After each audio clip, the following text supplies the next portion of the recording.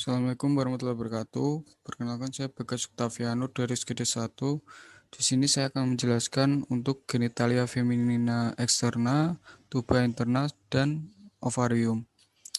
Untuk organa genitalia feminina eksterna yaitu biasa disebut juga dengan vulva. Ini terdiri dari mons pubis, labium maius pudendi, labium minus pudendi, klitoridis, serta vestibulum vaginae dan glandula vestibular mayor atau biasa disebut kelenjar Bartolini.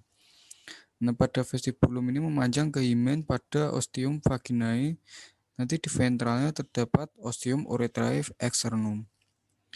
Genitalia eksterna ini sendiri adalah organ seks yang berfungsi pada hubungan seksual.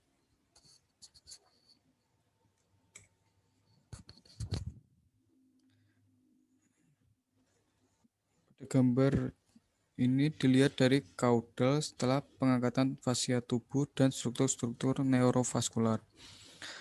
Untuk labia mayor pudendi dihilangkan pada gambar ini. Labia mayora itu sendiri terdiri dari corpus cavernosum vestibulum atau bulbus vestibuli. Labia minora pudendi mengelilingi vestibulum vaginae dan berlanjut ke anterior sebagai frenulum klitoridis menuju glans klitoridis. Kelenjar vestibular atau glandula vestibular mayor atau kelenjar Bartolini dan minores masuk ke dalam vestibulum dari sisi lateral. Klitoris ini sendiri adalah organ sensorik untuk membangkitkan gairah seks. Corpora cavernosa clitoridis membentuk korpus klitoridis dengan glans klitoridis pada ujung inferiornya. Crura clitoridis melekat pada rami ischiopubica inferior dan ditutupi oleh musculus ischiocavernosus pada kedua sisi. Musculus bulbus spongiosus berfungsi menstabilkan bulbus vestibuli. Untuk organisasi penis dan klitoris berdasarkan perkembangannya adalah sama, termasuk adanya prepitium atau prepitium klitoridis. Mekanisme pengisian korpus cavernosum dan proses eresis juga sama pada kedua jenis kelamin. Selanjutnya untuk perkembangan genitalia feminina eksterna. Organ genitalia eksterna berkembang dari bagian kaudal sinus urogenitalis. Sinus urogenitalis berkembang dari kloaka hingga dan akan menjadi vesika urinaria serta bagian-bagian uretra.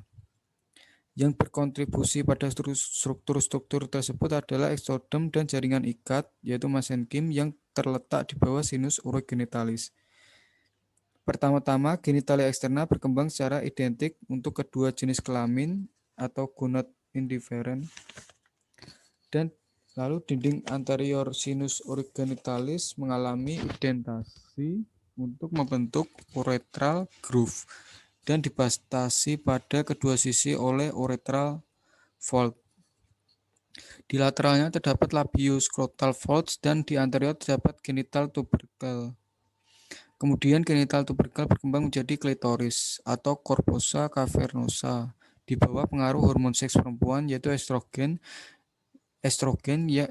yang dihasilkan di dalam ovarium.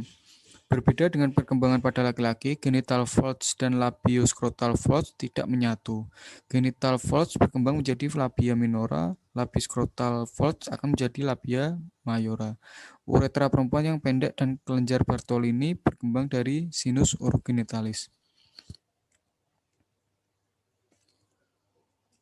Lalu untuk selanjutnya, ovarium untuk morfologinya sendiri memiliki dua fasies yaitu medialis dan lateralis. Memiliki dua margo yaitu mesophancus dan libria, dua ekstremitas tuberia dan uterina. Lalu untuk fasies medialisnya sendiri ini diliputi oleh tuba uterina dan ini tempat menghadap lengkung-lengkung ileum. Fasies lateralis ini bersandar pada peritoneum yang menutupi fossa ovalis. Untuk margo mesophancus atau anterior dilekati oleh mesovarium dan margo ini menghadap arteri umbilicalis. Margo libera atau posterior ini diisi oleh tuba uterin dan dilekati oleh ligamentum suspensorium ovaris. Untuk penggantungnya yaitu pertama mesovarium, ini duplikatur mesentricum yang meluas ke dorsal ligamentum latum ke margo mesophancus. Yang kedua ada ligamentum suspensorium ovari. Dalam ligamentum ini terdapat vasa ovarica dan plexus nervosus ovarineus dan vasa lymphatica. Ligamentum ovari propi. Yang ketiga ligamentum ovari properium, yaitu pemadatan jaringan ekstraperitoneal yang membentang dari ekstremitas uterina ke korpus uteri di sebelah dorsocaudal tempat masuknya tuba uterina pada uterus.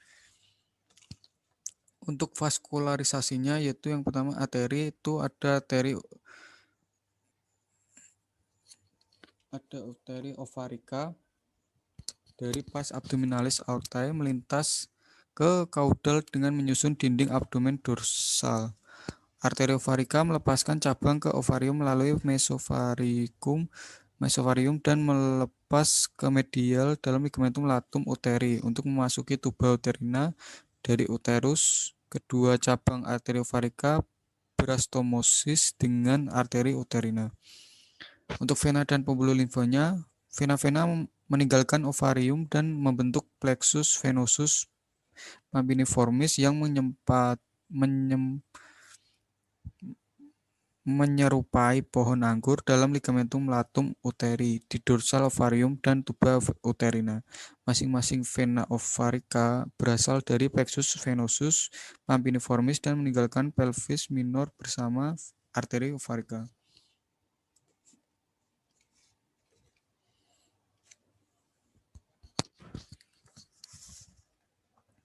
Yang ketiga ada tuba uterina. Untuk morfologinya sendiri, ini menempuh tepi kranial dan di dalam 2 lembar ligamentum latum. Tuba uterina ini sendiri terbagi menjadi 4 bagian dari uterus ke ovarium, yaitu pertama pas uterina, letaknya intramoral, lumennya tersempit di antara keempat. Lalu ada isthmus tubae uterina. Ini isthmus tubae uterina ini sendiri terbentang dari uterus sampai setinggi ekstremitas uterina ovari.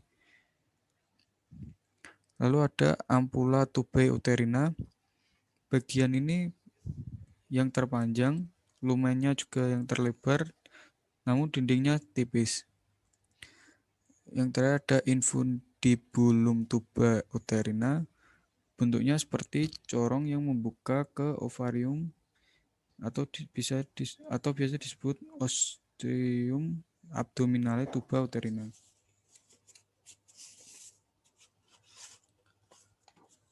Untuk penggantungnya sendiri, letak tuba uterina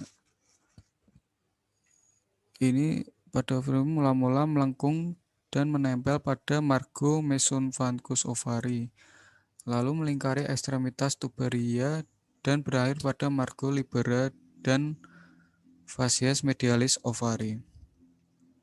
Untuk vaskularisasinya, untuk arterial ini dilepaskan dari arteri uterina dan arteria ovarica. Lalu untuk vena dan pembuluh limfe, vena dicurahkan ke dalam vena uterina dan vena ovarica. Untuk pembuluh limfenya ini ditampung oleh nadi limfoidea lumbalis.